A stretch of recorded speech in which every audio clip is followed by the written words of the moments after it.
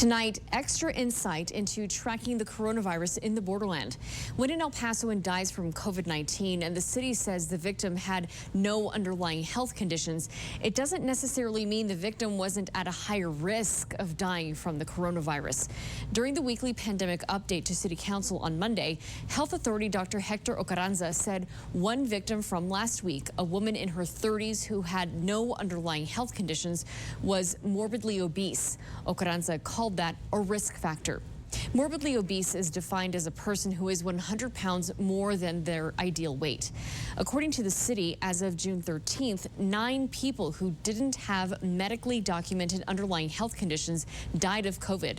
The CDC gives examples of underlying medical conditions: chronic lung disease, moderate to severe asthma, serious health conditions like heart conditions, diabetes, patients on dialysis, those with liver disease, and those who are immunocompromised.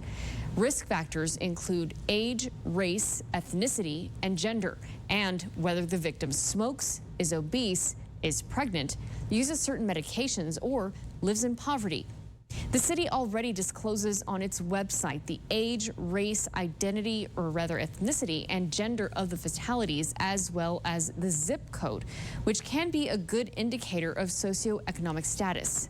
ABC 7 asked if the city will publicize whether victims had certain risk factors such as smoking or obesity.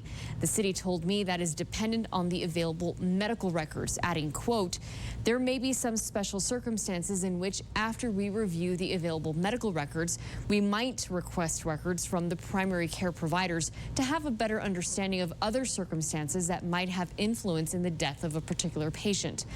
But this is a good time to remind everyone that health officials urge regular physical activity and good food choices to help you optimize your health and well-being during the coronavirus pandemic. Even walking daily and eating at set times during the day can help keep you healthy.